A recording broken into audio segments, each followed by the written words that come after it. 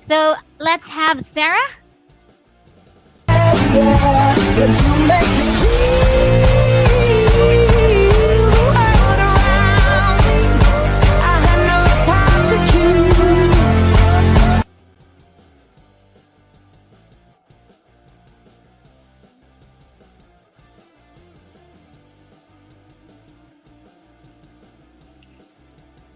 Hello.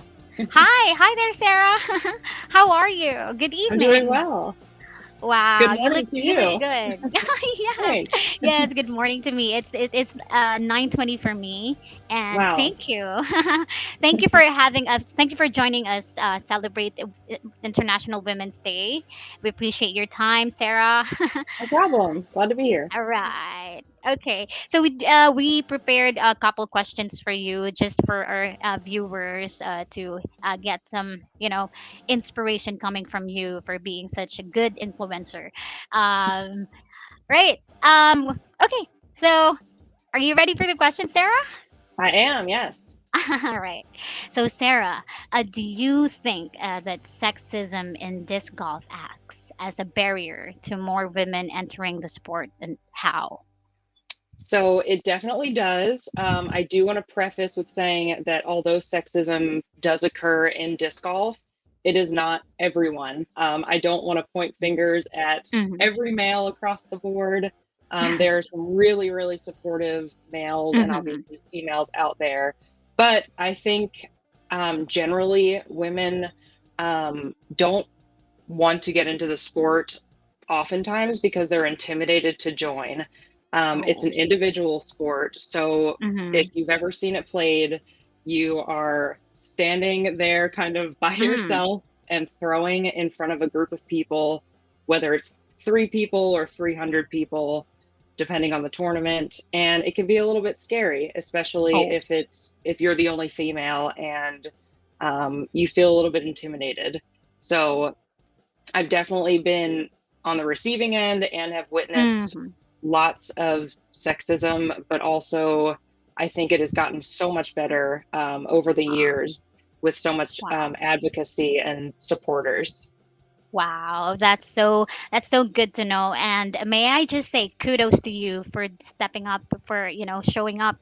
Uh, I've seen the videos. I've followed you on Instagram, and I've seen how Oh, much thanks. passionate you are with everything that you do, and I can really feel the the positive vibrations. And kudos to you. Well, anyway, Thank thank you. you. That's such a beautiful. Yeah, that's such a beautiful point of view. I just have some follow up questions though. Sure. Okay, so have you received any demeaning? Great.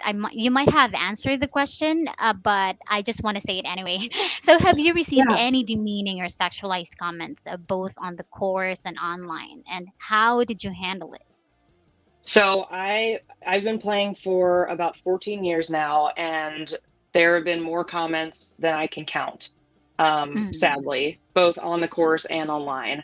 And I've always been pretty confident. I've always been Mm-hmm. an advocate for myself, even way back to like elementary school. I've always stood up to my for myself and for other people. And now I've just got even more confidence knowing that we have such a strong uh, identity, a women's identity in the disc golf community. And so now, 5 or 10 years ago, I probably didn't handle some of these situations as confidently as I could have. Mm-hmm. But everyone's kind of going through their journey and trying to figure Mm-hmm. out their voice. And so now I am eager to advocate for myself and for others Wow. when I see offensive things happening. But I think that Wow.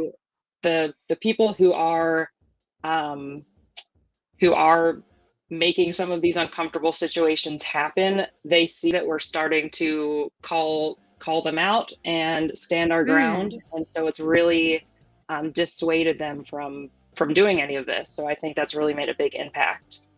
Wow, that's nice. And I think that just the last part that you said just answered my follow up question, which was uh, in a male dominated sports such as a golf, how can you promote gender equality and eliminate stereotypes, biases, and discrimination? So there you have it. You just said it, that you call call these people out, and that's stand your ground. I like that. It's so well put. And yeah, so how are you going to encourage more women and girls to join disc golf?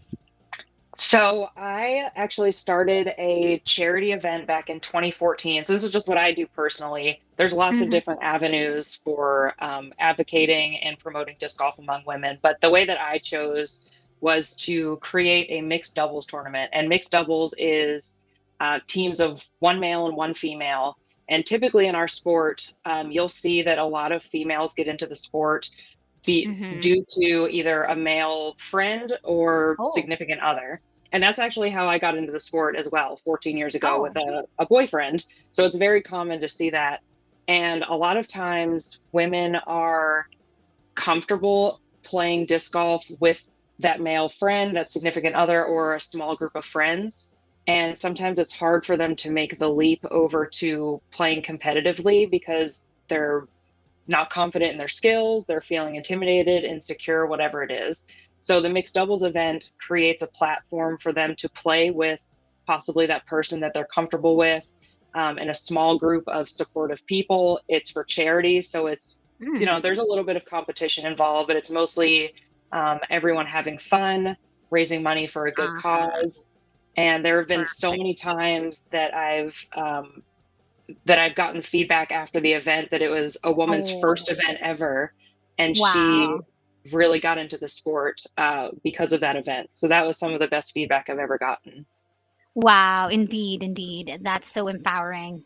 Right. And how important is breaking the bias is I mean in disc golf? I think it is the only way to attract and retain women in the sport. Mhm. To me, it's kind of like the chicken and the egg conundrum. I think the best way to get women into the sport is to have more women in the sport. So Oh. it's kind of difficult because we're kind of chasing our tail. But I think if we continue to push for equity and if we advocate and continue to support women in the way that things are going now, um, eventually we'll start seeing the numbers of women increase over time. Wow. Nice. All right. So just one more question for you, Sarah. How can we forge a world free of stereotypes and discrimination? I think the only way, in this case, females in a dominated disc golf community is by listening to, learning from, and advocating for minority groups. Perfect. Well, Sarah, thank you for sharing everything that you know with us. It's truly inspiring. I'm gonna be following you even more. Thank you. The disc golf is really interesting. I hope that I can have that here in my country as well. I'd like to try. And I hope you yeah, do. before you go, yeah, I like to try things. Right. So, Sarah, before you go, is there anything you'd like to add up? Or any social media accounts that you'd like to share to people, to our viewers? Sure. So on Instagram, I'm frisbee.food.fitness. Mm-hmm. And then on Facebook, you can find my nutrition account, business account at Get Gritty Nutrition. Okay.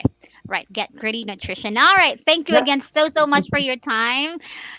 We appreciate you joining us, and thank you again, Sarah. Thank you so much for having me. I Thank appreciate it. you. Bye bye. Appreciate it. Bye bye.